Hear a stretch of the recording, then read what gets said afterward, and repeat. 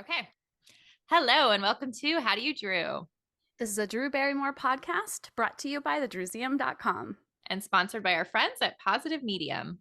I'm Anne. And I'm Ashley. And we're joined today by a special guest. Yes. Ashley, do you want to do the introduction or at least Sure. If you've been listening to our show for a while, you probably know that we have so much respect and admiration for really well done research and that we're total sticklers for accuracy. And our guest today is a master of both of those things. Yes. If you've ever searched for a filming a historical location, you're probably familiar with her incredibly thorough website, IamNotAstalker.com. Please welcome our friend Lindsay Blake. Thank you, guys. That's so sweet. It's so true, though. Thank you. Yeah, so let's talk a little bit about the initial connection, kind of internet connection, if you want to, Ashley or Lindsay, whatever way you want. Yeah, it's funny. I was just talking about it on another episode with other guests who I found and stalked and made be my friends, and that's how. And I was like, wait, that's what I did with Lindsay. You didn't. No, I did, because I'm pretty sure I found your site. I'm certain it was looking for Scream locations, and it was it was a long time ago. I think your site was pretty new, or newish, and of course you started with Scream locations in your early posts, right? Yeah, I know my first Halloween stuff. Oh, I love that. I know Scream. This was before the Casey Becker house was even found. This was a long time ago. Yeah. But anyway, I just probably started leaving you comments about how crazy I was about all the great work you do. And then somehow we just took it to a friendship. I don't know. I was trying to think the other day how long ago it was that we connected, but it was a long time ago. It's definitely over 10 years ago. And then the only reason I know that is I know where I was in my office at work, and I used to be at a different desk, and that was over 10 years ago. So, and I have a little bit of context, although I don't know the exact timing. Do you remember, Lindsay, when I went into Lula May and saw your picture? Yes. So I think Ashley had already befriended you. I knew who you were. I don't think I'd had personal communication with you, but I'm going to say that was probably 2011 or 2012. So I think it was at least 10 years. Wow. But yeah, that was so funny. I was like, wait a second, I know that person.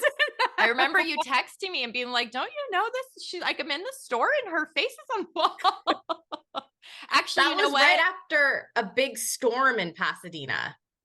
Oh, then that was do you mean that windstorm? Yes. That was right after that. I think that was December 2011.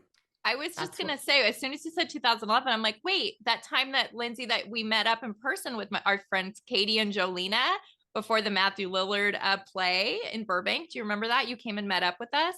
At the hotel. Yes, that was 2011. So yeah, we're way over 10 years. Oh my God.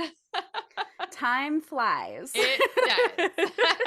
And one thing that's always been so cool is you've had a lot of Drew Barrymore related, what's the word I'm looking for? Locations. Hello. Yeah. Please edit that out, Anne. A lot of Drew Barrymore locations on your website. And I don't know if it was we fed into each other that way or. Totally. Okay. And also I was thinking about this the other day too. When I've visited a restaurant or a hotel that's had a lot of celebrity patronage and I write about it, ever since connecting with you, the first celebrity that I search for now to see if they've been there is Drew. Always. And you probably have a lot of luck because she's got a long history all over LA or New York or wherever you are. Well, that Lucy's El Adobe across from Paramount, which is closed now. But I remember I was so excited with that one. That was a long time ago too. That was a great find. That was a birthday her party picture was right? there. And from a birthday party. Never have found that information anywhere else. Although I'm pretty positive in her cookbook, she has this list of the best meals of her life. And I think it might I list think that place is listed. Yeah, which is really cool. I know. Another thing that's going to be gone. Oh my gosh, we're going to get into that. I know. Let's keep things positive. Lindsay, the best places to find you obviously are your amazing website. If you're not familiar with it, people, I'm surprised because I feel like it comes up all the time. I talk to random people and they're like, oh, I know that site, Oh. Yeah. So it's IamNotAstalker.com, which I love the cheeky title. I've always loved that. Your Instagram is at I am not a stalker. And then your TikTok is I am not a stalker 3. 3, yes. Boo. How annoying. Who are 1 and 2? Come on, give it up. Give it up. I was very late to the TikTok game. Oh, so same. We're like still barely understanding how to use it. It's like a whole different world. Me too, yeah. And everyone I know is like migrating there slowly. I'm like, okay, I guess I have to be aware of this. It's a necessity. Is there anything else you want to plug at the top? And then of course we can at the end remind people where to go to find you. Yeah, I'm just starting a website about Palm Springs because I've lived out here now for almost 15 years, I guess, 13 years. Wow. I know. It's crazy. That's blowing my mind. I know. No, maybe it's a little bit less than that. But yeah, I know. It's insane. I can't believe that this has been my home for so long. But it's called Everything Palm Springs, and it's going to be recommendations for places to go, places to eat, things to do from a local, because we're always exploring. Yeah. And you got so many people I know out here, I'll name a hotel or a restaurant. And they're like, oh, I've never been there. Like our friends that live out here. And I'm like, what? Like, I believe I'm that. Constantly exploring. So it's for locals too. I have that come up with Vegas too. Like, it's like locals don't really expand to the like places sometimes that you would think. And this is great timing. Like Coachella just got announced and you got to get your thing going for all the people who are going to come out for Coachella. Yeah, for sure. But we will link to everything. If you guys want to find Lindsay, if you don't know her already, you're missing out, and we'll put all the links in the episode page. Thank you. Of course. Yeah. We're so excited you're joining us. Okay, so are we almost ready to jump into the weekly topic, Ashley? Yeah, this is a heavy hitter, as I was calling it earlier. We've done a lot of research. Lindsay has come to the table with so much exciting information. So we're skipping our top of the show normal things, and we're just gonna make this all about today's subject, which is Drew's former sniff house in the Hollywood Hills. Okay, so let's introduce it a little bit just by talking about some of the previous homes that she had in LA. Lost my headphones. Sorry. Okay, we can pause. These things always fall out. Yeah. Sorry. That's okay. That's why I've got the wired one, so I don't lose. I'm such a dork. I find I go back to those more often than not. Yep. Old school. Okay, so the first address that we know of is 1208 Poinsettia Place. It's a duplex in West Hollywood.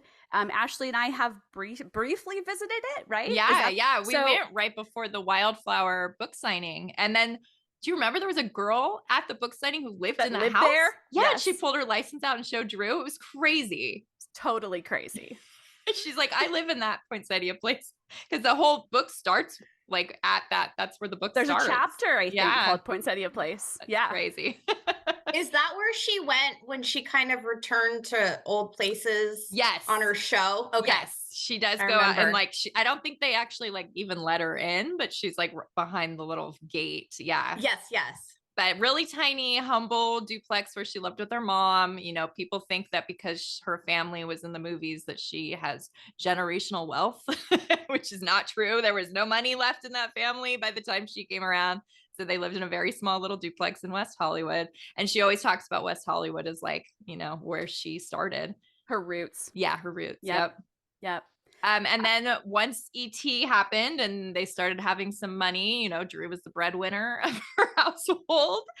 They moved to this house in Sherman Oaks, 4005 Ethel Avenue. And Lindsay did all kinds of cool research on this back in the day. I remember.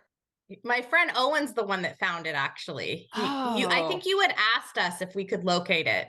Yeah, because she talked about it in the book. Mm-hmm. Yes. She did a People magazine shoot. It wasn't People. A weird one. It was some kind of weird one up. Like, what are these even for photos? There's two different ones from maybe 87. I don't know, in that range. I'd have to pull it all out.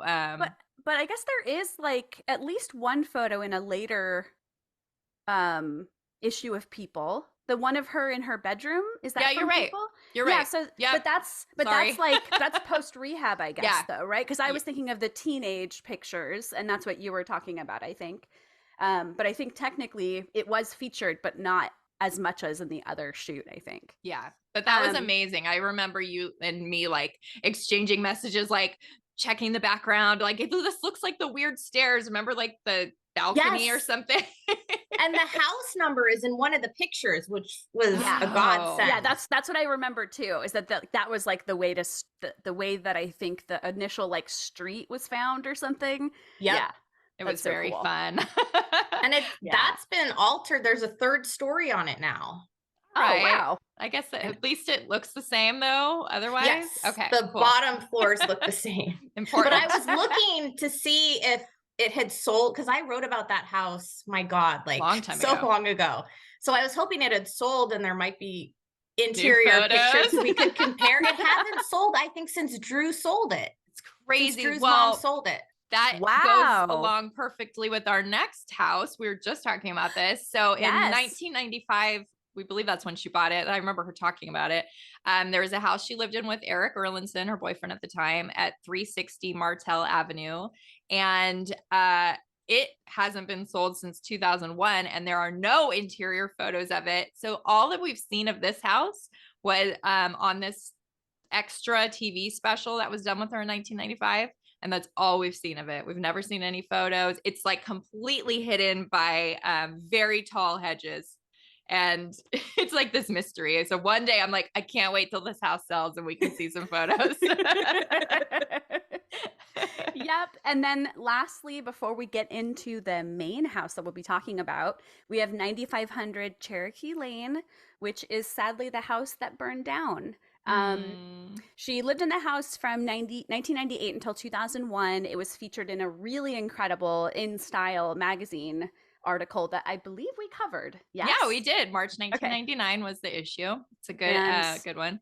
And that was a real special house too. Yeah, I have seen, so there's a really like cool yoga studio on the property. And again, it's like very particular the way it looks. I'm not describing it well, but that still exists. If you go to like aerial views, you can still see that. So that's at least some part of it is still there, but it was so sad. I just still can't believe.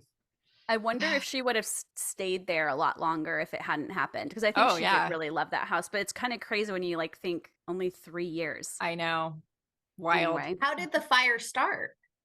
I don't know that we ever, I think it was like electrical or something just very random like that. Just a horrible, man, I still can't believe that happened. I don't know if you remember the like kind of whole lore behind it. Not even lore. The whole story is that her dog like woke her up and saved them. Did you know that, Lindsay? No. So, yeah, her dog Flossie, who at that point she'd only had, I guess, like 6 years or something, which is kind of crazy, or 5 years, which is crazy to think about. Yeah, that is weird. Like smelled the fire and then went and woke up Drew and Tom Green, who she was living with and I think married to at the time, right? They were engaged. Were they not? Okay. But yeah, so that's part of that whole story. And there are these adorable pictures of, there's that one picture of Flossie standing outside of the like frame of the burnt house. Oh. Like People magazine was like taking this artsy picture of the burnt house with Flossie in the front. With the hero dog, yeah. And that was like her baby, that dog. Like we have a whole episode on that dog. Yes. So Flossie, thank you. Seriously, that's amazing. Yeah, absolutely. Okay, so I think we're ready to get into 7655 Curson Terrace. Oh, I'm so excited about this. Okay. So I'm just going to say at the top, like how I found the house and where it was and the address or whatever. I used to have this weird kind of reality show on in the mornings when I'd get ready for work. It was called Starting Over. It was about like women who all like needed a big change in their lives. And so when something hold on, let me get my thoughts. Get your bearings. Like as soon as you change the screen, I was like, what's going on? Sorry. It's okay. And I think maybe I was like, reading something online about them. Somehow I found out that the house where they filmed was right above Drew's. Somehow I found that out. So then I started watching, and when they would show the exterior kind of like helicopter shots, I recognized what we knew looked like Drew's house from what we knew from magazines. So that's kind of how it started. And somehow I probably pulled like a Lindsay trick and, got on Google Maps or whatever existed back then. And I figured it out. just like detective work. That's all I feel like something else that was involved in it was like a picture from like below where you could see like the house. Like I vaguely remember either us standing on like Hollywood Boulevard or something and like looking up and knowing that with the palm trees was her house. Like I feel like there was some moment. It was very recognizable with the palm trees that go all around it. Yeah. And just if you're listening to the regular podcast right now, just so you know, if you watch the video version, I will have a slideshow.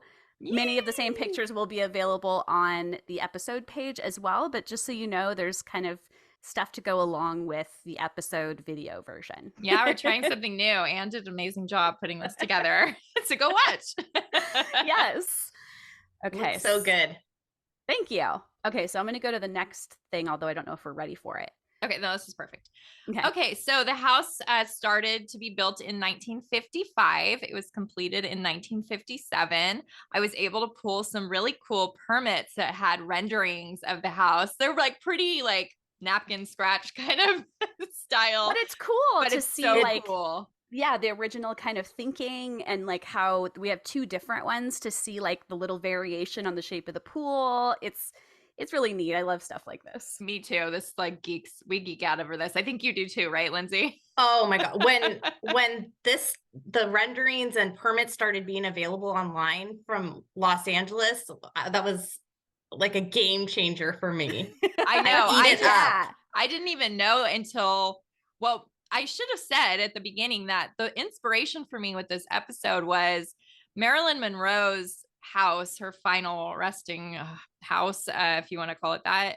It's almost going to be torn down, and this amazing group of fans, they're called the Monroe Preservation Group.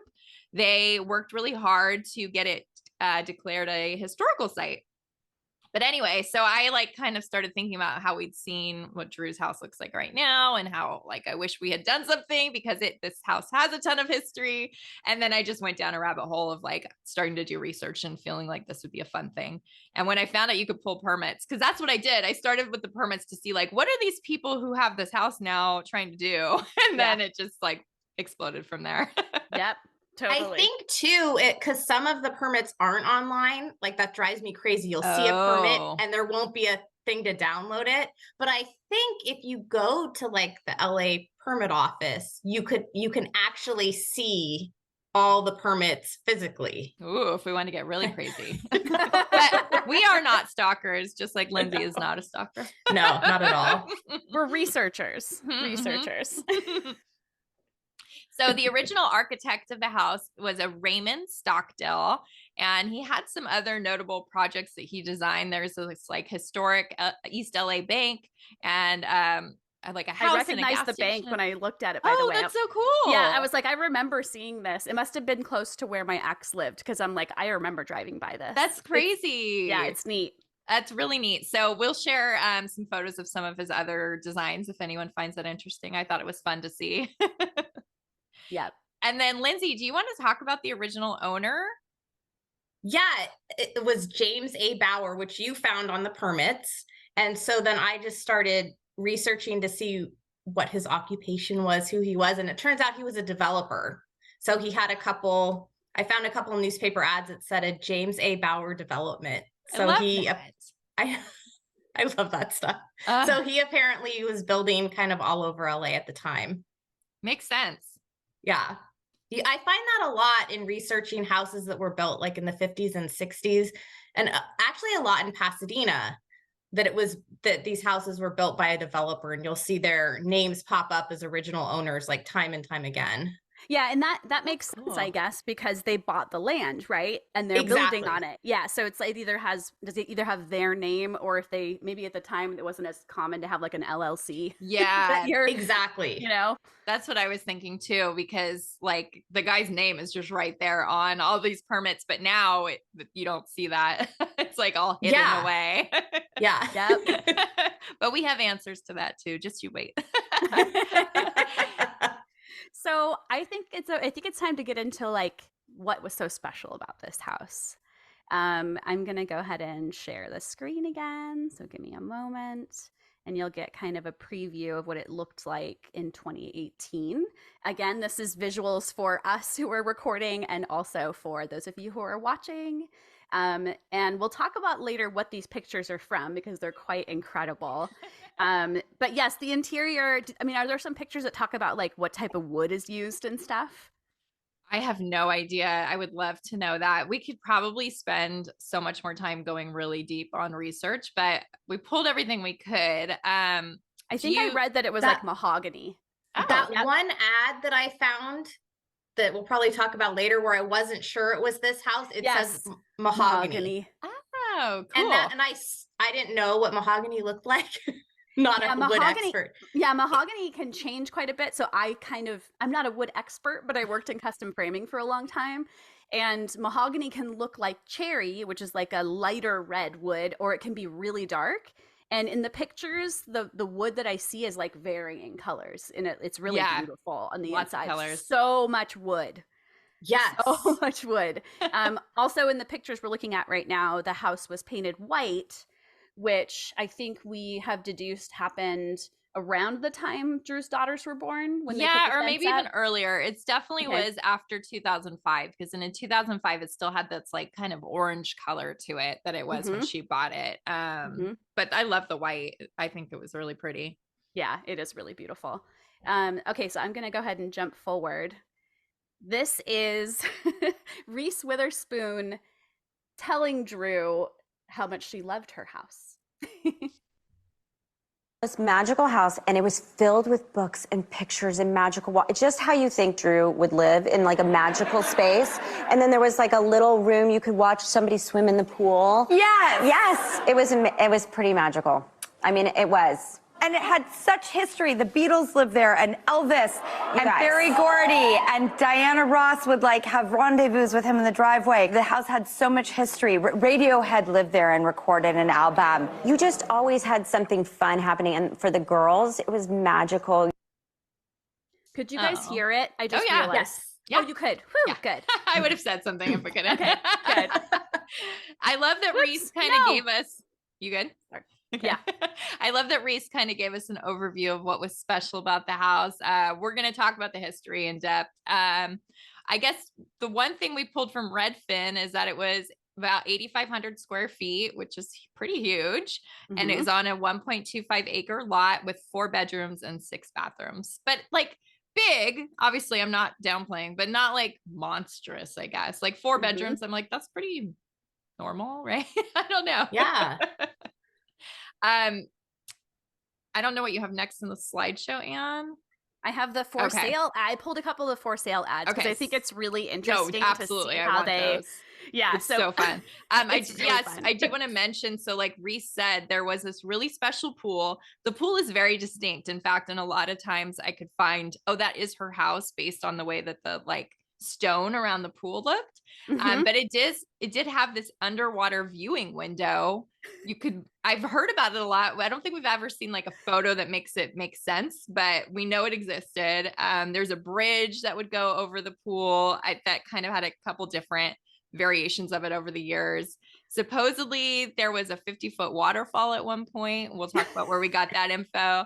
And then there is like an underground shooting gallery. So Drew mentioned Elvis, and I don't think we ever found anything to corroborate that this was absolutely true, but there was claims that Elvis used to use this underground, like sort of like a carnival style shooting range with rotating red ducks that would go under the house in a 70-foot concrete tunnel, like go under the pool. This is very random.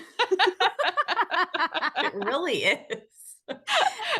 I do think we need to talk about how desperate they seem to sell it in these ads. Yeah, actually, there's just a couple more notes I want to do in the description, and then we'll get to the ads. Yeah, and then there was like a full guest house. It's not small at all. Even that is like pretty substantial. And we know that Chris Miller, Drew's former right-hand man, he lived there for a while. And the whole property is surrounded by very tall palm trees. And that's part of what makes it so recognizable, if you know that. And then it has this stunning view of LA that it's like the entire skyline. Yeah. It's really cool. I love that in some of the pictures that are in this slideshow, you can see that view. Yeah. Really rad. Okay, so let's talk about a few of these amazing ads. So Lindsay, are you the one that pulled this, or was it like a combined effort? No, that's all her. Well, I found the Batman one, but that's it. Yeah, you found the Bat pad. Yeah, that cracked me up. Were there any, like, there were some really funny lines. I just read another one, which I'm just going to read out loud because it's not noted in our notes. It says, "This wild playhouse, together with 2 complete guest apartments, has been reduced for a quick sale by anxious but not hysterical sellers." They want to sell this house, but they're not desperate. It's not that bad. Also, the listing price on this one, after had been reduced $55,000, it's $195,000. Oh my gosh. That's a steal. I mean, this is 1956. 65. Oh, sorry. Oh, whoops. Hold on. Whoops. No. Sorry. Let me stop this. Okay. The slideshow is taking on a life of its own. I knew it would happen. Lindsay, where did you find these ads? They're so fabulous. Newspapers.com, and it was actually a typo. I had put in 7655 Curson Terraces. I put an S at the end, and all these came up. So weird. I know. So I was so excited, and I was cracking up reading. I mean, the realtor was named Stan Herman, and he was just working overtime on the copy. It was cracking me up. It's love this one. Yeah, read it. "Please help me. I need someone to take care of me." And then "to see me is to buy me." I mean, they're amazing. What a time. So this was really for sale right before the Beatles visited? Yeah, or even like the same time. Maybe that's why it was vacant and they were able to stay there. That's what I'm thinking. It's really cool. Their manager probably came across like one of the wildest party houses for bachelors in California and was like, perfect. Do I have the guys for this? Do I have the perfect bachelors for this? Oh, God. So, yeah, that's a great tease. As Drew mentioned, and as we just mentioned, the Beatles stayed at this house. So in 1966, during the summer, in August, when they were playing in LA, they stayed at this house. It's kind of like, sometimes it says a couple days, sometimes it's like a week, sometimes it's 2 weeks. I don't really know for sure about that. But yeah, here's a quote from a book or a blog. Sorry, I gotta look at my source. But after completing their concert at New York's Shea Stadium on August 23rd, 1966, the Beatles promptly flew to Los Angeles, arriving in the early hours of August 24th for a day of well-deserved rest. During their brief stay in Beverly Hills, which this is not Beverly Hills, so it's kind of funny, they lodged at 7655 Curson Terrace, a property rented by their manager, Brian Epstein. So yeah, I think you're right, Lindsay. I think Brian Epstein just like found this house. And they had like these parties there, or at least one big party.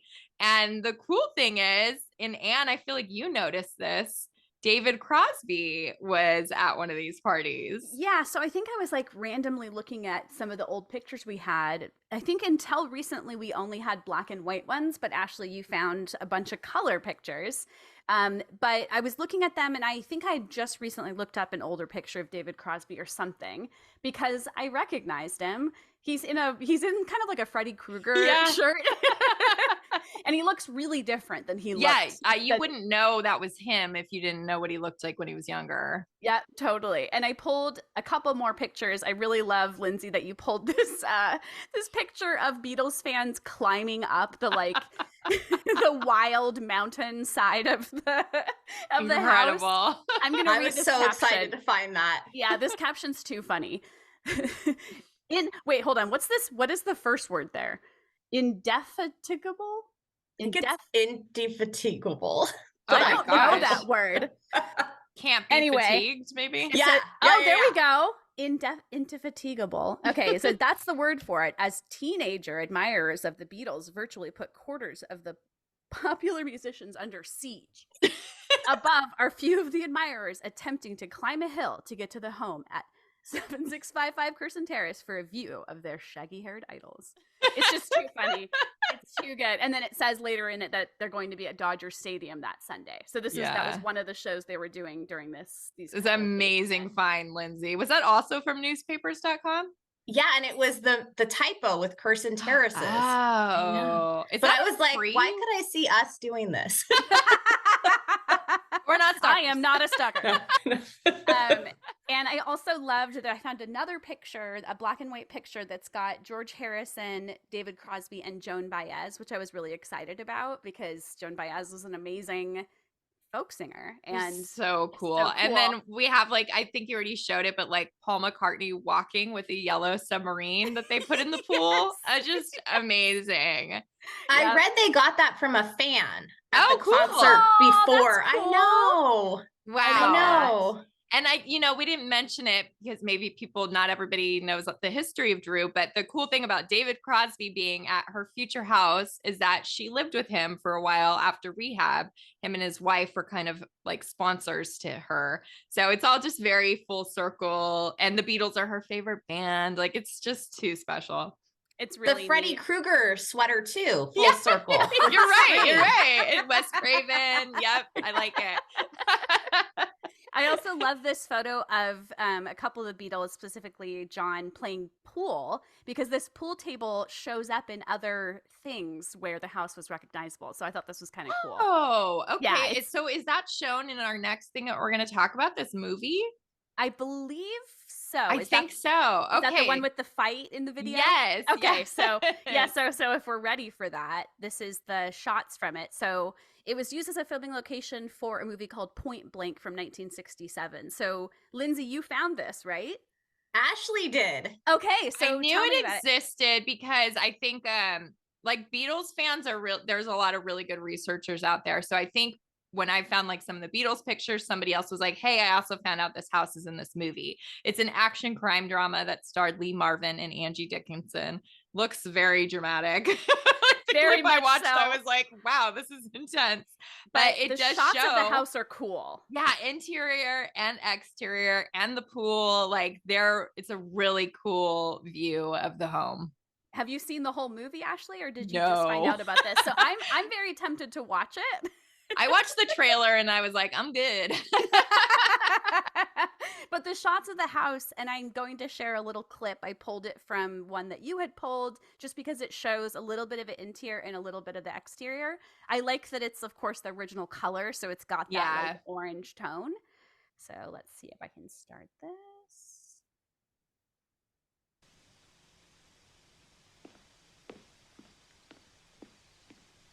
I love that. So cool.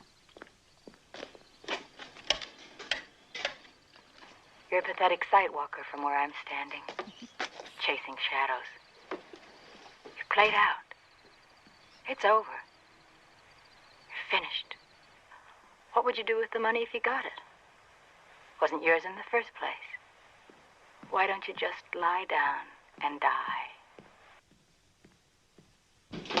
Oh, there's the table. Oh, nice. Yeah. So good catch. Yeah. So I wanted to make sure that I had that in there just because it's kind of neat. Literally really neat. See it. You see the same table that's in the other shot. And then, there's a whole other continuation of this fight scene that happens. Yeah, we don't need to show that. It's crazy. The movie looks very cool stylistically, though. Yes. Yeah, the costumes and the lighting. Super 60s. Locations. Mm-hmm. Yes. Okay, exactly so Lindsay, you came through with this amazing amount of research on, can we go ahead and say one of the owners of the house? Do you feel confident? I think for sure it was. Okay. Do it. Tell us all about it.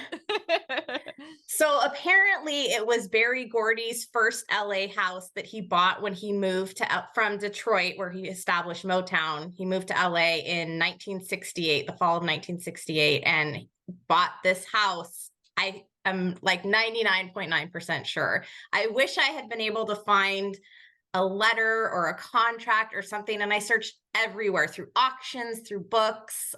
My friend works at the library. I had him looking at Berry Gordy books and pictures, but I couldn't find anything that cemented that address. But the underground shooting range was talked about in several sources, and how many houses in the Hollywood Hills at that time had an underground shooting range. And I feel like that's a lock. I know. So yeah, pretty sure that was his house when he first moved to LA. And I think he lived there till about 1971 or 2. Oh, cool. And what's really cool is that was around the time that the Jackson 5 was signed, and Gordy moved them out to LA, and they spent a ton of time at the house, at Gordy's house. And I had a quote, whoa, made it in here, but he would have them over all the time, and he said they would write songs on the living room floor, they would practice dancing, they would swim in the pool, they would cook dinners together. So, and it was before the Jackson 5 became famous, so it was like kind of the last vestiges of their, childhood. That's incredible when you just even think about the music that has happened in this space. Like, I can imagine Drew really vibing off of that. I know. The history is just unbelievable. And then Diana Ross, Barry she moved out from, I guess she was living in Detroit too.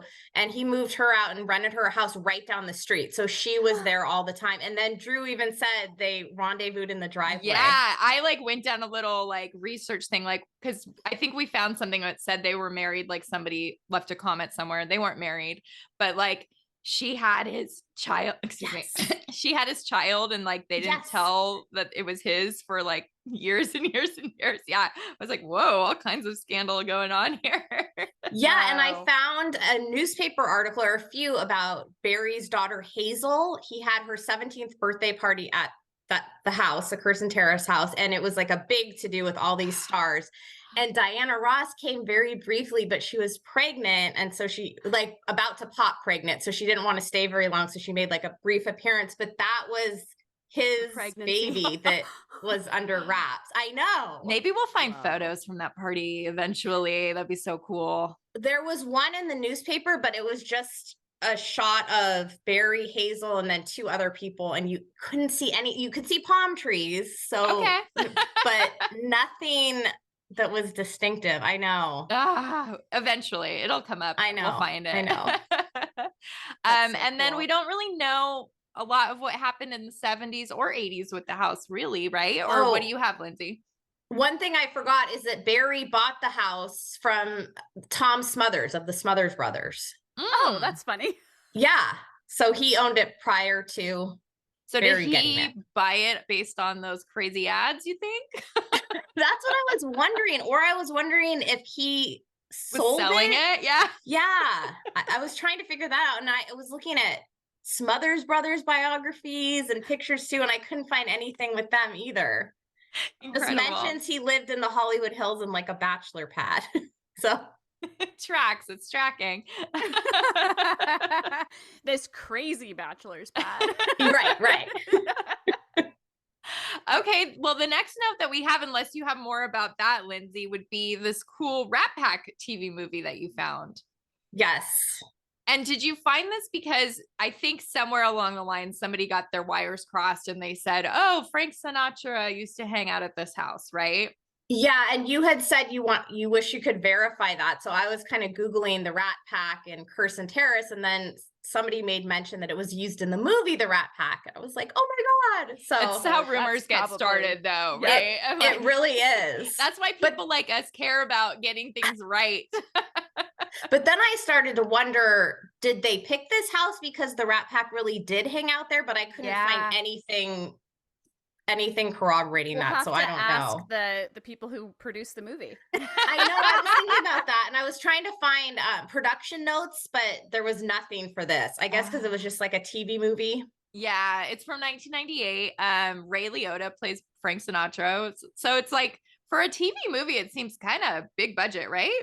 Yeah, it had a good cast. It looked pretty good. I just kind of scanned through some scenes. It's on YouTube if anyone wants to watch. Yeah, it's so cool. Good. And once again, amazing shots of the house. Oh my gosh. So it's standing in for Frank Sinatra's Palm Springs house, bringing it back to Palm Springs, which I love.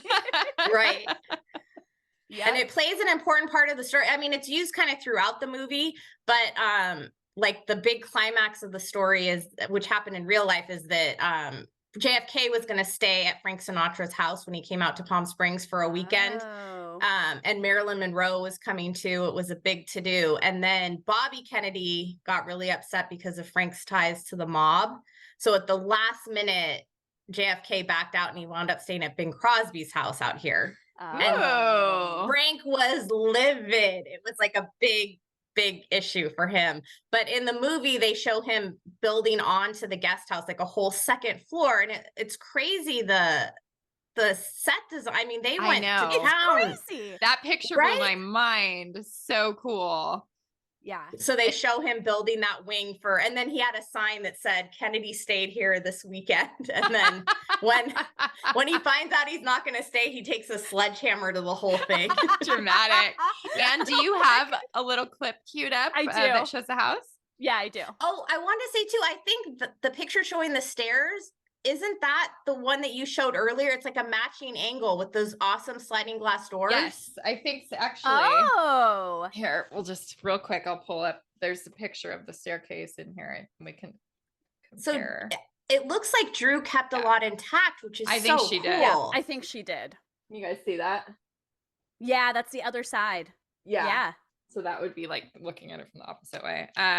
But yeah, I think there is one that shows it kind of from that angle. Maybe we can do a side by side. Oh yeah, here we go. Sorry. So heavy. Yeah. See, I think that's that staircase. Yeah, it sure is. It sure is. It's so cool. Really cool. Really cool. Okay, I'm gonna play the little clip.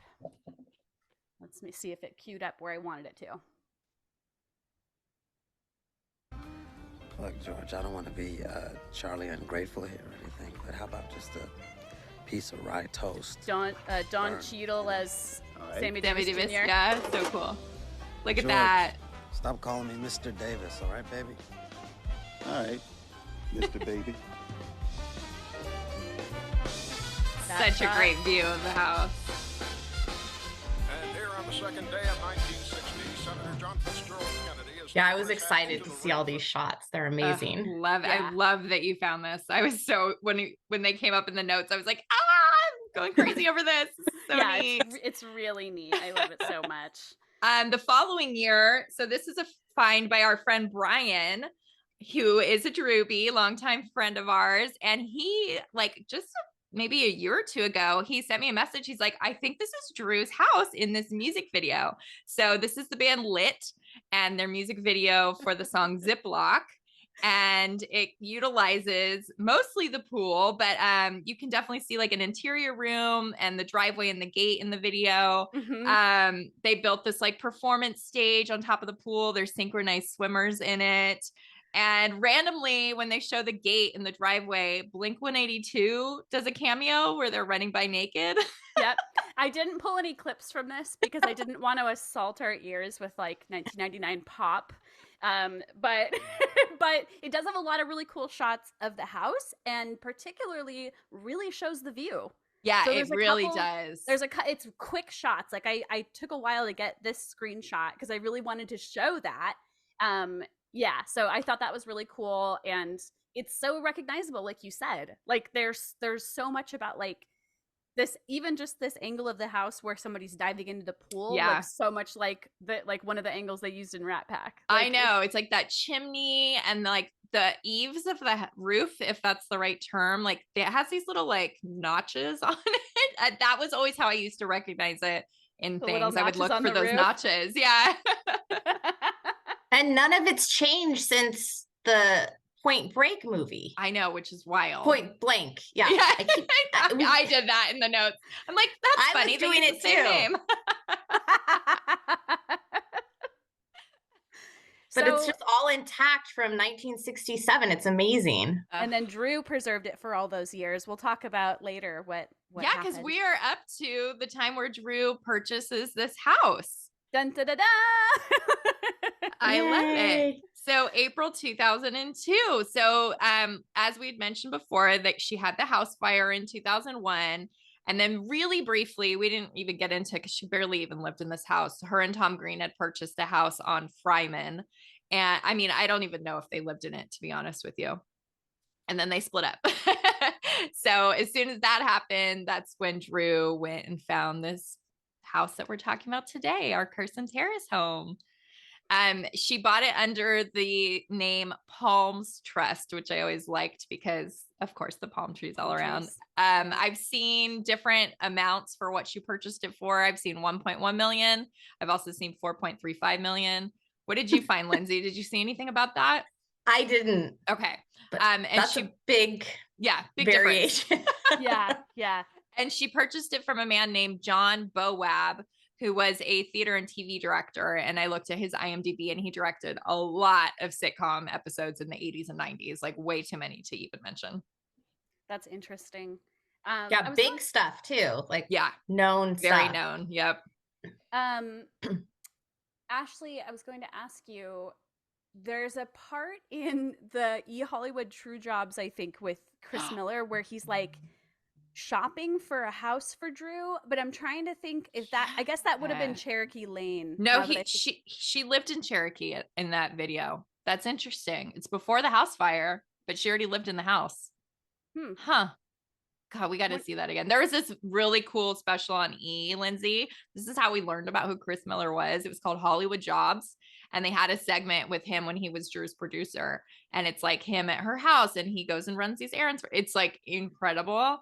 But we have it on VHS. You said producer, but you meant assistant. Assistant, thank you. He was not a producer yet. Well, that's why the first time I met Drew, Lindsay, I saw Chris Miller and I knew who he was, and said, Chris? Like, and he's like, do I know you? I'm like, no, but I've seen your Drew Hollywood Jobs, and I love Drew, and he was so sweet to me. Immediately was so sweet to me. It's like how we even like started talking to him. It's because of Anne recognizing him from that show. Where was he? Where'd you see him? It was a book signing at Brentano's, which was a bookstore in like Santa Monica area. I think it's closed now, but it was a book signing for the book Riding Cars with Boys, because Drew was on tour with the person who wrote that book, Beverly Ann D'Onofrio. So I got to meet her the first time in 2001. So that's so cool. I'm really curious, like, could they have been shopping for this house then, Ashley, at that time? It's interesting because the Fryman one is definitely in between. But yeah, why was she looking for a house if it the reason why I brought it up is because I kind of remember there was like a mumble about what the price was. Oh, like I remember definitely like, ringing a bell. Like I think Chris is like 3.5, okay, like something like that. So I kind of believe more like the 4 million, but yeah, I don't know. It's really. I was gonna say that too. 1.25 seems low to me. I agree. But it's so hard to know what the market would have been like. Like it really is. 2002, long time ago. Yeah, totally. While we were doing our research, this is so random, but I was nothing to do with the research. I was just looking through Instagram. Somehow I landed on a picture of Melanie Lynskey, and I'm like, she's at Drew's house in this photo. Like I recognized it. So there was this pre-screening party for a movie called Say Uncle, and they had the party at the house, and it was part of Outfest. So I was thinking maybe there's a connection with Chris that had this happen here, but it's really fun to see Melanie Lynskey, of course, because of Ever After. Mm-hmm. And then I noticed Wilson Cruz from My So-Called Life is in some of the pictures. So that's fun. We all love him. Yeah. Yes. Totally. I don't really have more to say about that movie. It sounds really weird. I've never even heard of it. Just read the description. You're going to be like, what the fuck?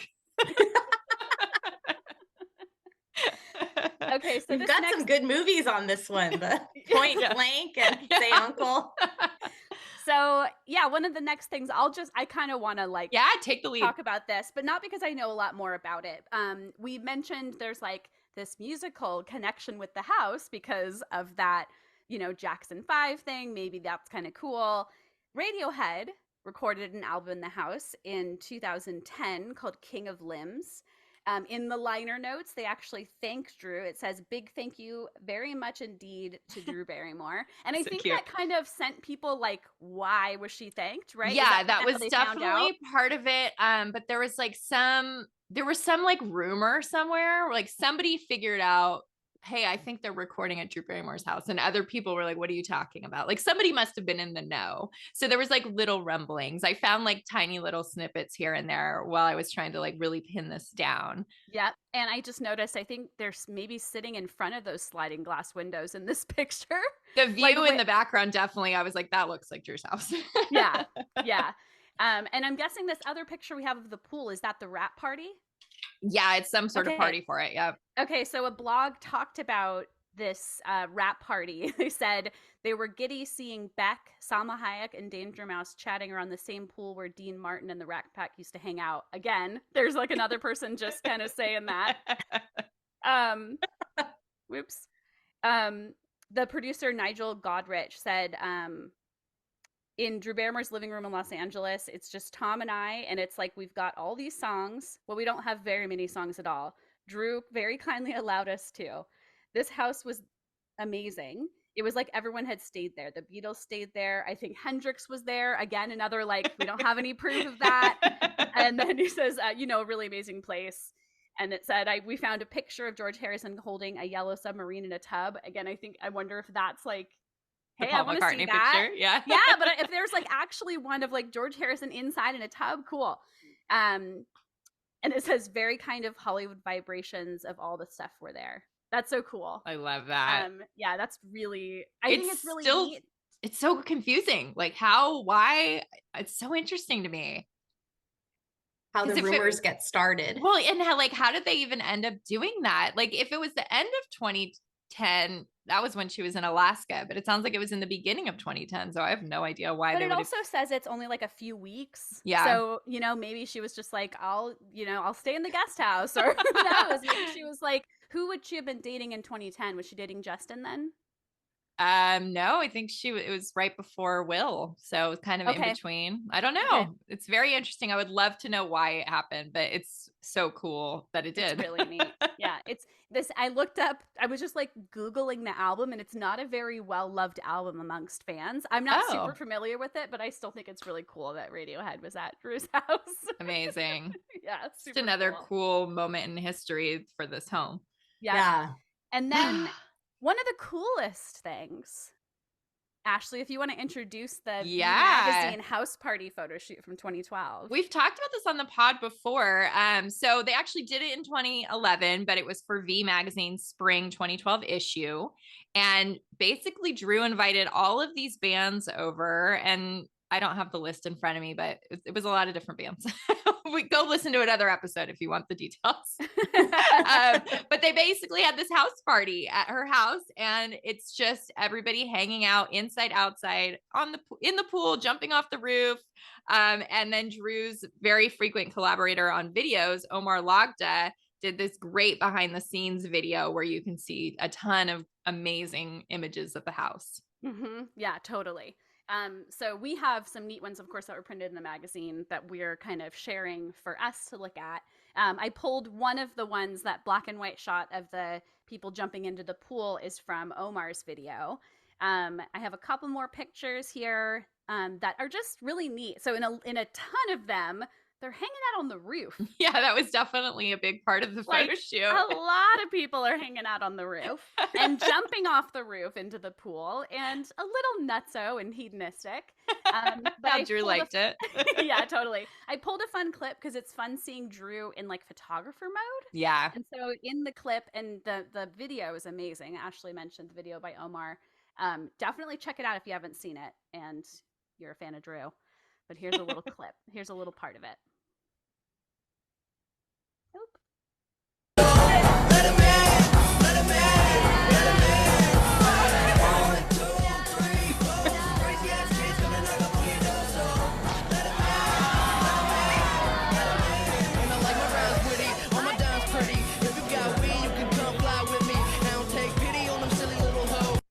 It's so great. Loud music. I'm sorry. That's okay. Blew my ears out. Definitely looks like they were having a really fun day. Yes, absolutely. There's like beer pong going on. There's like, what do you call it when you like stab a hole in a beer can and then drink it really fast? Shotgunning? Shotgunning. Yeah, there's people shotgunning beers. It honestly looked like the party was like I don't want to say sponsored by, but there was so much Pabst Blue Ribbon. Yeah. I was just like, it's kind of crazy. But it feels very hipster, very much so like the vibe of Brent, who worked with her at the time. Yeah, and he's Drew, in the video. Yeah, there's some cool images of him in the video. So good. There's so many musical connections. So much, right? It's just and like music is so important to Drew. It just all makes sense. Yes, it does. And it's like really, we love seeing Drew's photos. I don't think I need to say that more times than. Yeah. Okay. Do we want to talk about Will's? Okay. So yes, at one point when Drew and Will got married, they were kind of bi-coastal, I guess, right? Or were they kind of more living in LA at that I think they were more based in LA, but I think they went back and forth a bit. All his family's in New York, and we'll get into that in a little while. Yes. So let me go ahead and pull up. So Ashley and I aren't particularly fans of his decorating style and what he found to be a peaceful space for himself. But I pulled the most kind of like tame and versions. Yeah. You didn't do the bathroom. But it doesn't look like the rest of the house. It really feels like. Yeah. I mean, so let's introduce what this is. So he had his like sanctum, is what it was called. And it was supposed to be like an office, a bathroom, and a dressing room. And it's just, I mean, his quote is, "I wanted to create a space that is completely unfiltered expression of my aesthetic." And I'm like, well, you did that, and it looks nothing like the rest of the house now. But maybe that very was masculine. Very masculine. And Drew might have been like, I don't want to do anything to change this house. I want to leave it the way it is. Yeah. And then I know. She was like, but I'll give you a space. It must be. Apparently it took 3 years to complete because they were so back and forth all the time. And I pulled this quote. So we've seen the photos, and these quotes are from Architectural Digest. I think we forgot to mention that. In 2015, they featured the space right before they got divorced, which is like a funny thing. I don't know if you guys know about that like curse of Architectural Digest. A lot of times if couples are featured, they get divorced soon after. No way. Yeah. Or they know they're getting divorced and they feature it to help sell the house. That's another theory. Yeah. I don't think that was the case here with Drew, but interesting. I was like, I wonder what Drew thought about this. And then I was like, oh, she did have a quote. She said, "I was awestruck when he finally showed the space to me. It was so beautiful and modern in a completely unexpected way that is pure Will," which I feel like is a nice way of being like, this doesn't match the house, but it's all you, I guess. The one element that I don't like, and I don't have it pictured in our slideshow, but there's this marble in the bathroom. The bathroom is out of control. Gaudy. It's just like brown textured marble everywhere. Floor, ceiling. Oh, okay, not the ceiling, but the walls. But it definitely feels like something that would be an Architectural Digest in a way of like, it's styled. It is so styled. Of course, they really play that up for the issue, but yeah, it's just very incongruent to the rest of the house. What are your thoughts on it, Lindsay? Because I feel like you would have opinions on this. Well, I was just, when you said marble, the floors, and is that his office? The picture on the right? Yeah. I mean, they're just so sleek and shiny and nothing like the house. Yes, but now I feel like I need to pull up the one that I was talking about. So hold on. I want to see it. It's just hard to believe that these are in that house. Like, I just can't make sense of it. It just doesn't. The only thing that matches that you would even recognize is the ceilings with the beams and the slanted, but he painted them white, whereas the rest of the house, they're kind of more the natural wood look. Yep. Was that in the main house or the guest house? That's a good question. Hopefully she sent him out to the guest house. No, because it says located off the master bedroom. Oh. I know. It's so weird. It's really weird. Okay, here, let me. Just way too modern. Yeah. Do you got it, Anne? Yeah, I'm just trying to figure out how to do this. Trying to find my window. Okay, so here's the picture that I kind of went like, ooh, too much. Way too much. Too much. It's just a whole different world. It doesn't Makes sense. It almost looks like when you go into Home Depot and see like the fake kitchen layouts in the fake bathroom. That's what it looks like with that bathtub that matches the sink thing. It's too much. It's too much. You know, and basically we're just like, this is not Drew's aesthetic. This is Will's aesthetic. Yeah. He came in and did this thing to this house. And, you know, I don't know how ultimately Drew might have felt about it after everything fell apart. But she might have been like, God damn it. Why did I let you do that? Do you think she took it out? I mean, she only lived in there a couple more years after, so hard to say. We'll probably never know. Yeah. Yeah, that's a good point. All right, let's move on to something more beautiful. Yeah, let's do it. Dear Drew, which was a line of clothing and accessories that Drew had in 2017. Just briefly, it was such a cute, cool thing, but didn't last. But they did their photo shoot. Some of it was in Los Feliz, which we talked about in an episode, but a lot of the photos were done at Drew's house, which is so neat. And there's dozens of them, right, Anne? Yeah, there are quite a few of them. The two that I have here, I feel like were just neat because they show like things that are recognizable in the house from other stuff that we have. Yeah. Right? Like she's sitting right by that supposed entrance tunnel to the tunnel. Yeah. That's right there. So yeah, there's a spot that we recognized in a new book that we'll talk about shortly. I love these pictures for Dear Drew. I do too. So much. Oh, and they were taken by Mark Seliger, who she frequently has done so many shoots with. So that makes it even more special. I forgot about that. Yeah. I mean, let's just add to the, oh my God, so stunning. I want that couch. It's really, really special. Couch. I'm not usually like a person who wants things with fringe and velvet, but in this case, I might change my mind for it. And then there's that one, you have the photo of her by the pool. Yes. Ah, that's a great one. And this pool fence must have been added when her daughters were born because it wasn't there previously. But that makes perfect sense to me that you add that when you have little children around. Yep. And the bridge is original. Yeah. I think they just added the gate is different, but yeah, that's the bridge that's always been there, which I love. It's such a neat feature to have in a pool, right? Ugh. Yeah. Great photos. Yeah, I'm just staring at this picture. And we'll share some more in the episode gallery for the episode page, of course. There's some that you maybe wouldn't even know were at Drew's house, but when you put it all together, it makes sense. I just love how little she changed. Yeah. Yeah. I think she has a big respect for the history of the house. I think that was one of her favorite parts about it. Yeah. Okay, before we talk about the book, I do want to mention she had some notable neighbors. Do you remember, Anne, when Hayden Panettiere bought a house right there on Curson Terrace?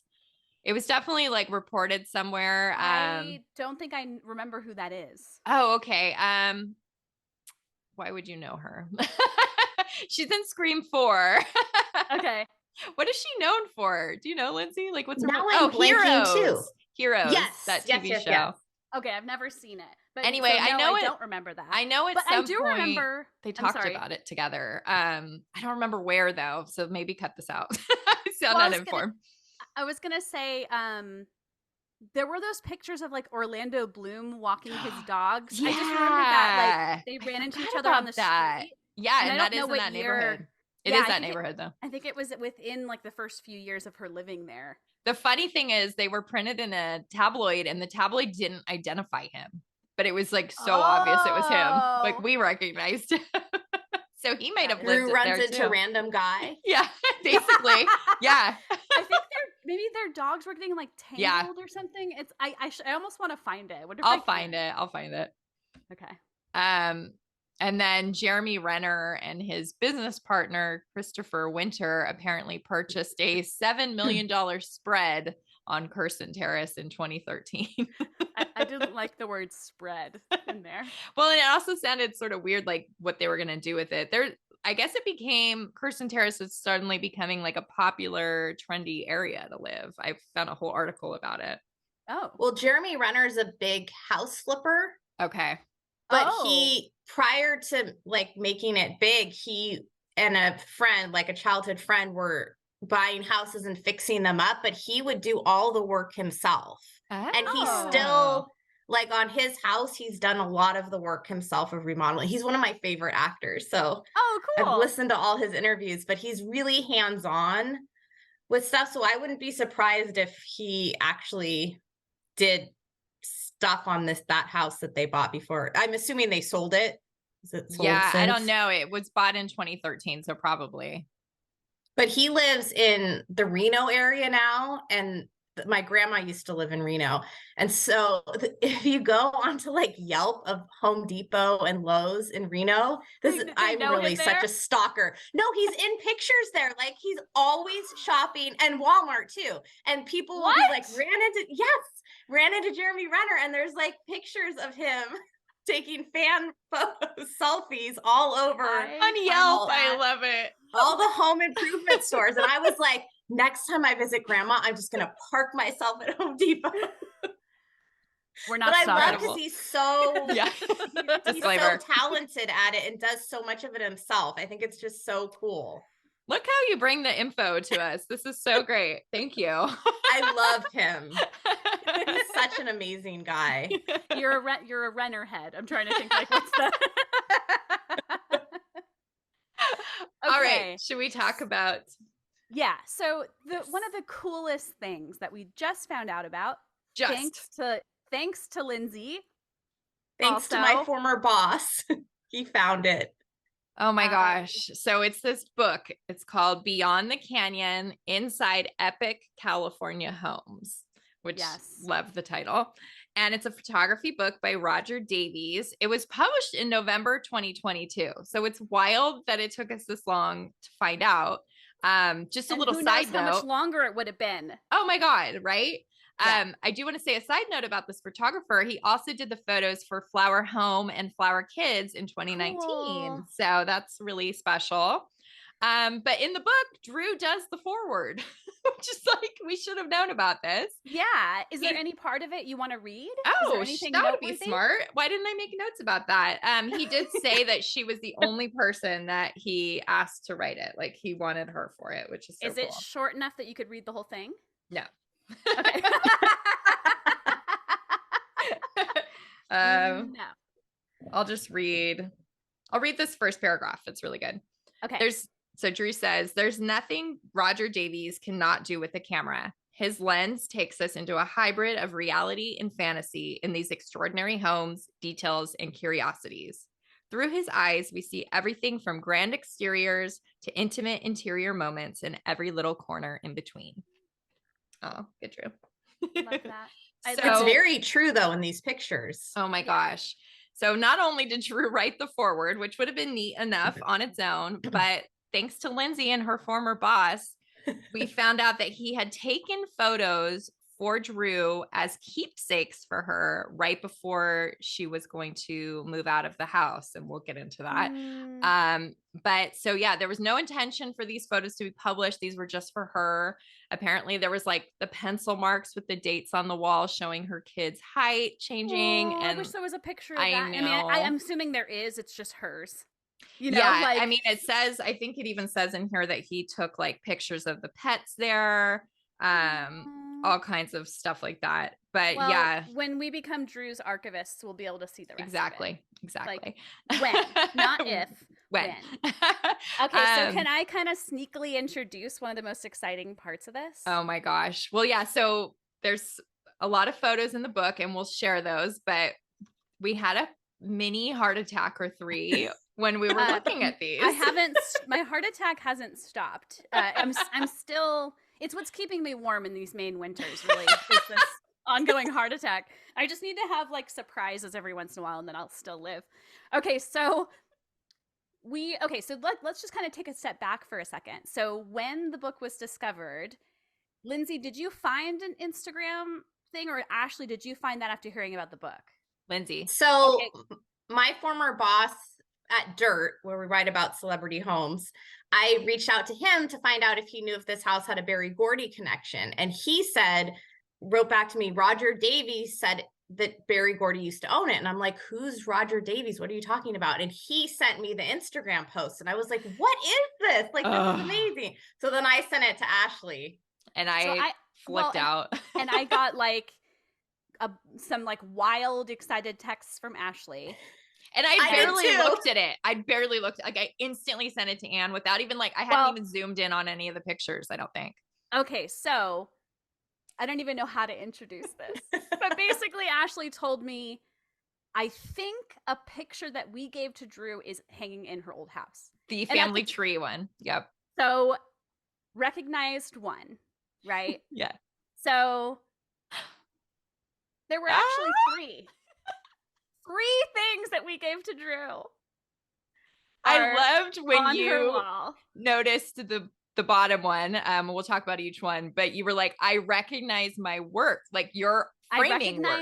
Oh yeah, so I guess I should mention this. So I was a custom framer for over 15 years, and when we gave gifts to Drew, we liked to do photographs or like things related to her family. I found one early example, Ashley, and it was like a really bad frame. It was the profiles of her and her grandfather. Yeah. And she doesn't have that one hanging, but that's okay because she had 3 other ones. And she might. Yeah, she might. So that's a good point. But one other thing I'll say before we get deeper into these is she had told me when I saw her last in November when I went to her show that she used the picture of her mom and dad as an example for one of her staff as to like the type of stuff that we have at the Museum. Like she literally said like, those girls gave me a picture of my parents that I'd never seen before and hangs in my house. And like Ashley and I had been looking for stuff in the background of stuff for years. Literally ever since we started giving her photos like this, every time she would post something at home, we're like zooming in, like, what if something that we gave her's on the walls? Never seen anything until this. Less than a week ago. Until this was brought to our attention. There's 3 of them. So we're just going to talk about them a little bit just because it's exciting to see this stuff. It's so exciting. I mean, we're just, we do this because we love her and we know that she'll appreciate these things. Yeah. And this is just like, I didn't need more proof, but I got it. Like it's almost just like sort of validating, I guess. Yeah, totally. Okay, so the earliest one and the one that Ashley recognized first, is that right, Ashley? Yeah. Okay, was this, it's the Drew Barrymore family tree, but it's from a magazine from way before Drew was born because another surname in her family is Drew. Anyway, so I had copied this. Ashley, I was trying to remember exactly where it was from, but do you remember that I have like a magazine from like the 30s or 40s that has some stuff of her families in it? Was this in that? Oh, that would make sense. I don't really remember where we got it from, but that would make sense. I think maybe I have this physically and I made like a really nice copy for Drew and then framed it, but we gave it to her for her birthday in 2010. We mailed it to her. So 2 of the 3 we didn't actually hand to her in person. Yeah, which is crazy. It's like even more like, oh, it made it. She got it. She loved it. Yes. And she hung it. So hung it, yeah. So that's one. And then the one I think that I was, maybe I was going to say the most proud of, but I think that I like the framing job of this one the most. It's beautiful. Was an original 1928 wedding photograph of Drew's paternal grandparents, John Barrymore and Dolores Costello. And we gifted it to Drew for her birthday in 2012. Once again, mailed it. No, we dropped it off, but she wasn't available. We gave it to Chris. Oh, okay. Yeah. Good we memory. handed it off to Chris. Because this is when we, I think, oh shoot, I might be wrong. I got to look into it. Okay. I don't think we mailed this one. I don't think we did. Okay. So then finally, and I didn't pull up the picture of us with her, but we can share it in the episode page. Sure. I mentioned it, but it's an original photograph of Drew's parents and her half brother. And it was gifted to Drew in 2014 at the book signing for Find It in Everything when Drew was pregnant. Mm-hmm. And one of the most significant things about the picture is it was dated September of 1974. And if that's correct, then Jade is pregnant with Drew. Yeah, it was really special. And so she was very pregnant with Frankie. It was like a couple months before she had her. And when we told her that, and Anne framed it in a way so you could still see the back with that detail. And when we told her that, she immediately started crying. It was amazing. Yes. And I'll find some better pictures so you can see the back as well. But, yeah, good idea. And her parents weren't together very long. So to have this photo of them, it's very like a rare thing. There's a couple pictures of them together, like walking on the street that are on Getty Images. And like, that's about it. So this is and you know what, Lindsay, this is at the Charlie Chaplin apartments, or what are those? His studio? Not the studio. There's like this weird set of apartments that you did a whole post on it. The cottages or something. Yes, that's where that is. Did they live there? Yeah, and we definitely talked about it long ago. You're probably forgetting, but I have other photos of her dad and her half brother where you can see the surrounding area. Like we matched it and everything. Yeah, that is so cool. Yeah, so this is part of that shoot.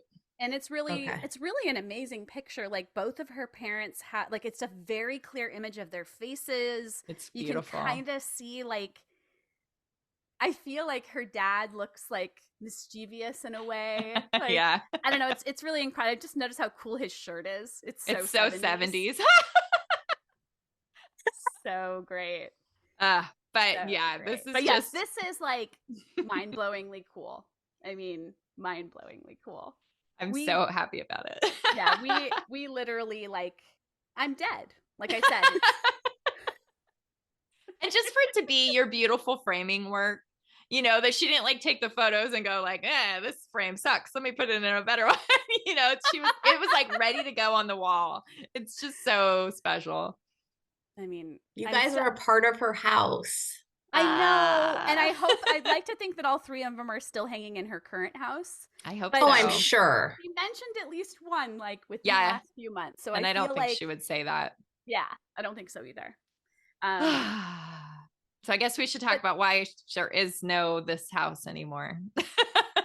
Should we move on? So. But I just got to say, like, thank you to your boss, Lindsay, for like finding this, and to you. I mean, first of all, to you, like, thank you for getting us like clued in about this. Like, I can't believe I was so excited.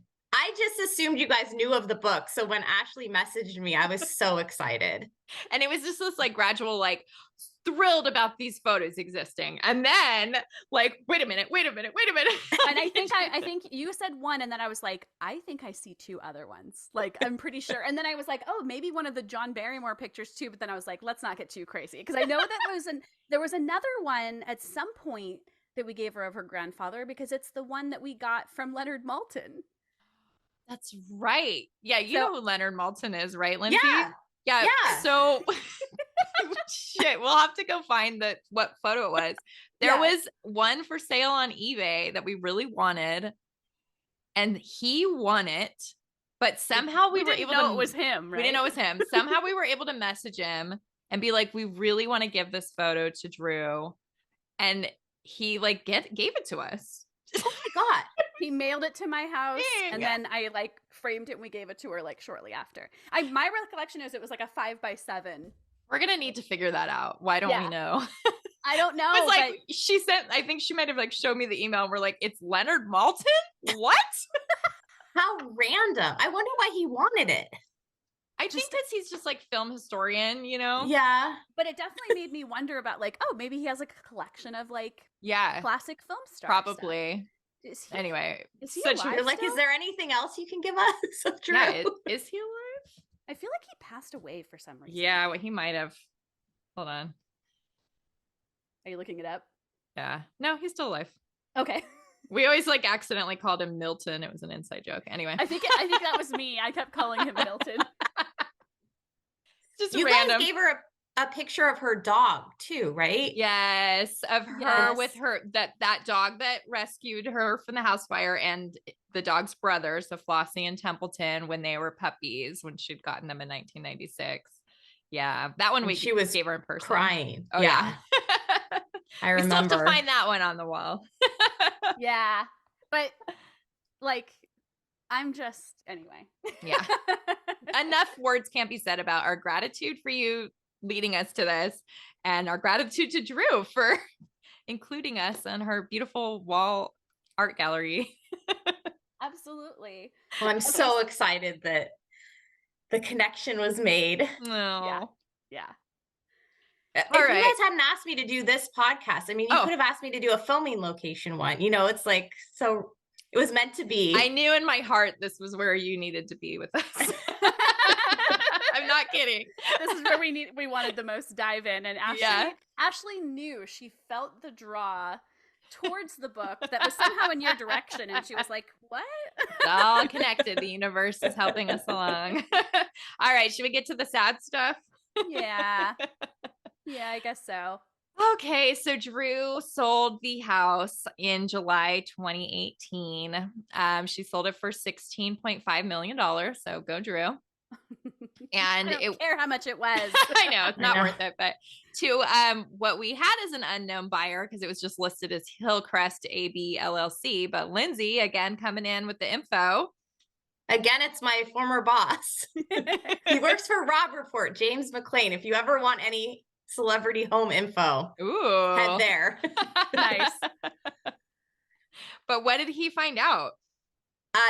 It was bought by Max Martin, who's a music producer. He did a lot of stuff for Britney Spears, kind of boy band stuff too. So I knew him right away because I love Britney Spears, and I was like, oh my God, it's a Baby One More Time guy. Wow. So yeah, he's got the money. Yeah. But at first I was like, oh my God, that's so cool. And then I'm like, oh no. What are you doing? Yeah. Oh, okay. So before we get into what's going on with the house now, I guess we should just say why Drew sold it. So after the divorce, Will moved back to New York where his family is, and Drew wanted to keep her daughters near Will and the family. So she made the very difficult decision to also relocate to New York. And we'll talk a little bit about her feelings on that. There was this interesting time in September 2013. I just want to quickly mention this, where she had sold a ton of like furniture and home decor on One Kings Lane. And somehow, I don't know if we found out about it like just too late. Somehow we missed out on this. And do you remember, like, we weren't even able to bid on anything? No, I don't remember the details of that. But it was devastating. So much stuff. So much. And we saved them all the pictures. But it's interesting because I was able to find a lot of the items that were sold in photos of our house that we have, like a lot of fun matching. Because like you, Lindsay, and you're probably the reason I got into this, making a match like that. Like, oh, it's the best. Like dopamine rush. All about that. It's totally all about it. But anyway, that might have had more to do with the sale of the house in Montecito that they had for a little while, where they got married. I think maybe that was the driving force for this sale of all these items. But anyway, just wanted to mention it quickly. I wonder if anything's ever come back up on eBay. I have always been like, where did all this stuff go? Well, I've looked and looked and looked. I'm like ready to find it. I'm out there like, it's crazy. Was it listed like Drew Barrymore's Oh yeah. stuff? Okay. Yeah. Yeah. Okay. And it's like, you know, antiques that she'd collected over the years. Like it's so many items. You know, I just realized I was skimming through the thing and there were like LPs in there. Yeah. I was like kind of surprised by that. Typewriters. Typewriters. Yeah. Lunch you know boxes. They will all end up at the Drewseum. Yeah. Eventually. They've got, I mean, it's just, anyway, we could do a whole episode on that. This is a long game, guys. It's a very, very long game. It's a very long game. Okay, so we have a really sweet clip of Drew talking about the house. I don't know if you want to introduce it briefly, Ashley, or if you want me to just... Yeah, so she did this Zoom interview with Oprah Winfrey. I have to clarify which Oprah I'm talking about. Oprah did this thing called Your Life in Focus. It was like a series and where people could come on the Zoom, and Drew came on for a little bit in May 2021. And this is just kind of speaks to how hard selling this house was for her. Yep.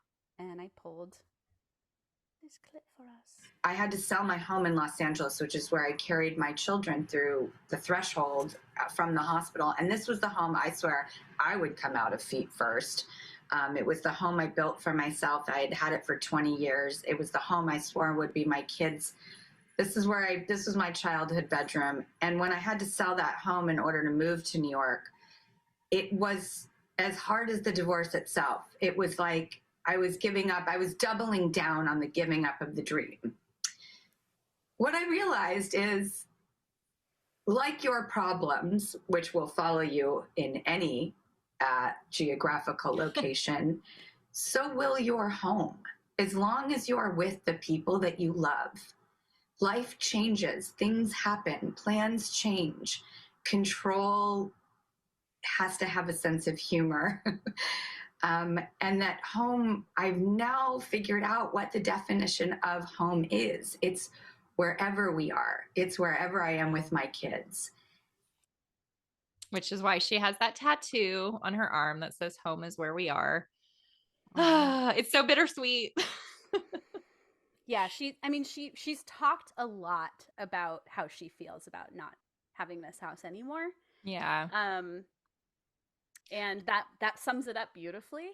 I think, and that thing of like not coming out of the house until you come out feet first. Yeah. That's it. That's what Tony was like. Yes. Yeah, she did say that. He's like, I don't know why she's so, I mean, we know why, but like, it's just so hard. I have a hard time believing that she needed the money, but I think also she said she was doubling down, and I think maybe she just was like, I have to give up all of this stuff to make my kids' life stable. Yeah. I don't know. Like, that's a perfect way of putting it. I think it's about the kids' stability. To not feeling like their home is there, but also there. I do want to read this other quote that she gave to the LA Times. Remember last year when they did that huge long article on her that Jolena was nice enough to get us? Yep. So she's talking about LA, and she says, if you don't think I'm on Zillow every night researching ... I'm sure I'll be back there. This is just a chapter. And then she talks about selling the house. I hysterically sobbed. I did not want to move here. I also think like the 90046 area code is one of my constants. It's where I grew up as a little baby. It's where I lived until I moved here and had to sell my house. It was so hard. Oh, I just got chills. I know. Like, we've talked about this before with Tony. Like, we feel goofy being like, we're so sad about the house, but like, we really are. Like, it was an amazing place, and it was so just like perfect for her. It seemed like. Yeah, it seemed like she did a lot of growing there. Like, I know that that's maybe too like broad of a statement, but she really thought that it was going to be the place. Yeah. Like, she seems to have thought. And I mean, it kind of breaks my heart to imagine like she can't go back to the exact place. Yeah, she can go to the land, but let's talk about why she can't go to the exact same building. Okay. So again, this is sort of where the impetus for this episode came from, me sort of looking at like what's going on with the house now. Oh, these photos. So lots of work is happening on this house. The new buyer has pulled permits that say like interior remodel, replace the kitchen ceiling, windows and doors, but it looks like so much more than that. Lindsay, you're kind of more of an expert on this stuff. Like some of that it middle picture looks like the house was taken down to the studs. I mean, the roof's gone. Like leveled, right? Yeah. I mean, that's like a whole new house. The only other permits I found are like replacing some termite damage. So maybe that's what they're trying to get away with here. Increasing the height of the building, which is so weird. And then grading excavation for the pool bridge and a swimming pool remodel, which I'm like, the pool is like the most distinct part of this house. Please don't change it. It looks though from these that they haven't done much to the guest house. Yeah, interestingly. But also, is it like still under construction? Because I was like trying to look at like the newest, like, well, I don't know how new it is, but like the aerial view. Right. It actually looks on Google Maps almost more like the middle one. So I was a little bit curious where we got like the more recent aerial view of it. Yeah. So Lindsay, do you know a way to like, when you're looking at Google or Bing Maps, which by the way, Bing, I would never know except for you have told me like it's better for aerial views, weirdly enough. Oh, is that what this far right one is from? Yeah, probably. Bing? It's more clear. Mm-hmm. Yeah. Yeah. Bing has like a bird's eye feature, which comes out so much clearer. Little did I know. You would never know. Why would you ever think that? But yeah, they've got Google, like they're way better than Google with that. But like, it's hard to know when these were taken, right? I've never found a way to figure that out. The only way I've seen dated aerial views is on Google Earth. Okay. I actually went in there and I wasn't able to pin down a date, but I was able to see, you know, basically actually neither of these photos sort of look like the one that but it's in the notes. One. Yeah, I'll show one more picture that is a Google Earth one because I just took it yesterday. Maybe that's probably the one you're thinking about. Yeah. I think Google Earth isn't as updated as that would make sense. I bet you're right. But yeah, it just looks like way too There's much. historic aerials too, but again, I use those for past stuff mostly. I don't really look at new stuff, so I don't know how I did look at it yesterday because I remembered that was another good. I've learned so much from you. And they were all like, it was fun to see, but they were all like very blurry, and you know, things just didn't change with that house. I was going like decades and it was just pretty much the same. And then the most recent one they had was 2020 and you couldn't really tell if anything had happened at that point. So I'm going to show one more. So this is a weird one that seems to be, and this is like Google Earth does that weird like 3D view thing. Right. So you can see like the trees like pseudo. But yeah, this looks kind of like before the other aerial, but it's weird because you can definitely see like the roof is gone. I mean, that's taken down to the studs. Yeah. Like, there's a whole part of it that's completely gone. Yeah, I also didn't put in our slideshow the renderings of the new design. Yeah, so we do have those. Very similar. It does. That's what makes no sense. Makes no sense. And who knows when these renderings were done and what decisions have been made since. But yeah, it's just, I'm heartbroken. I don't like it. Here, I'll show one more because I don't know how much we'll share on. Okay. There's going to be a lot in here of me going, I'm going to show something to these podcast listeners. But yeah, here's the rendering, at least one of the renderings. And it looks like they're keeping it pretty much. I mean maybe, it's recognizable for sure. I mean, is it possible that maybe the termite damage was that bad? I mean, I don't know. I really don't know. But yes, the house is not the same structure as it was. And the inside's gone. I mean, yeah, it's just gone. Gutted. I'm gutted. I am too. I hate it. But, you know, I don't think we could have stopped it. I'm definitely like, all right, Marilyn Monroe's fans are like a whole different world, but it's there is the history. Like there was, I think, almost like enough history to maybe have like tried to make it a historical. I don't know. Maybe that's all the musical stuff. Yeah, it's just too cool. We'll have to see what happens. I mean, I'm going to keep an eye on it. You know, I'll check Google every once in a while to see like what's been going on image wise. And maybe we'll have like good news to report that it looks the same, but I don't know. We'll have to wait and see. What's weird is the pool looks the same in that rendering. Yeah. But they're redoing it. I don't know. Permits. It's very confusing. I feel like things have been changing on the fly. I don't know. That one article that LA Times one said that had been leveled or demolished was the word. It was something really dramatic. So Drew definitely thinks that like she knows that something big is I was going to ask. She does know? She must. Yeah. Hopefully we can get information from her firsthand. We'll see. I might be seeing her next month. That's the hope. She's coming to Vegas to film and I'm weaseling my way in. So if I do, and the podcast comes up, I'm going to tell her like, we just did this really big love letter to the history of your house. And cause I know it'll mean a lot to her. You'll probably make her cry. That's the goal always, right? No. Yeah. No, it is. It's easy to do. Yeah, it is. I remember Anita saying something like she saw Drew tear up a little bit when I was talking to her. And I'm like, of course. I didn't even notice because it's so normal. We're so jaded. A little. Wow, what a journey. This is like this was so fun to have you here, Lindsay. Like I said, you have brought so much and like personally for, you know, what you've told us about, but also just like historically. This is why I've fell in love with your blog to begin with. You get stuff right. And like, I remember, this is just a quick tangent. You can take this out. And like, personally, I remember being invested, not because I cared, but about I think it was the Michael Jackson, Beat It diner. Oh my God. That was like the most just like roller coaster. detective work. Like, it's not this place that's been claimed to be. Like, I just was like so on the edge of my seat about that. Like, you're reporting on it. It was just so incredible. And that always stands out to me as the example of just the work that you did to always like get it right. Oh, thank you. Yeah, I just admire it so much.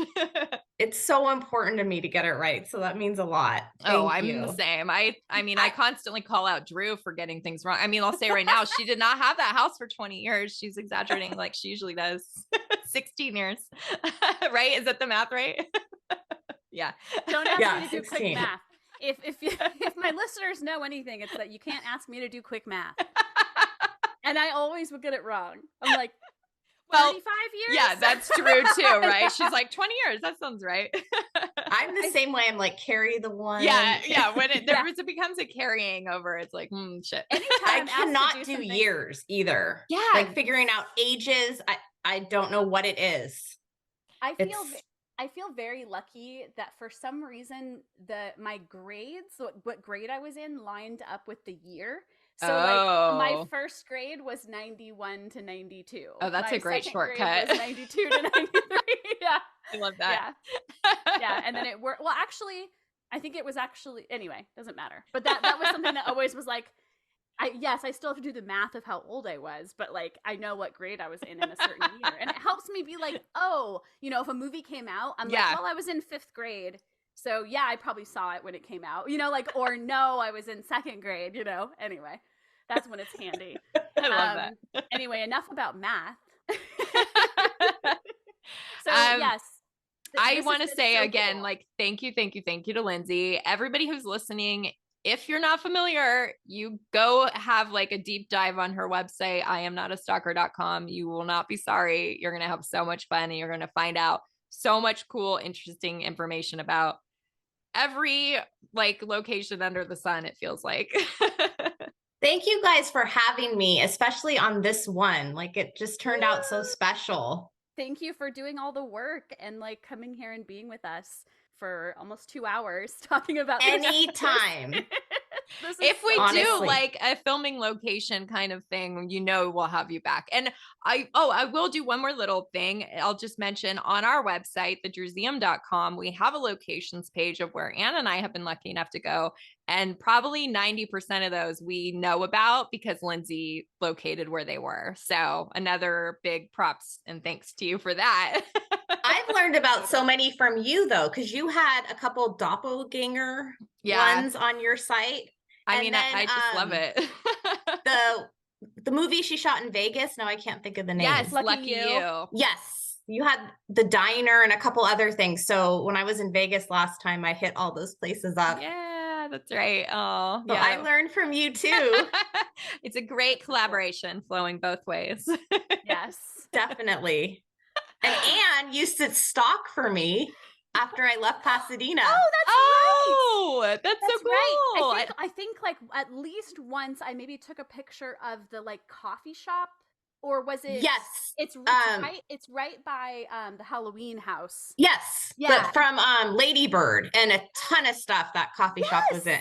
That's right. And then the Little Fires Everywhere house you took for me too. That's right. God. Was it kind of like a bluish painted house? How funny. And it was during COVID. It was right at the start of COVID. And so I wasn't going to LA, and I asked you, like, if you can do this social distancing, can you get a picture for me? And you went out right away. I do remember that one of them, I was like, the lighting's in the wrong place. I'm sorry. And I hope you were able to use them anyway. But I remember being always. Like, I was so like, damn it, I need to go when the sun's over there. Like, of course, perfectionist Anne.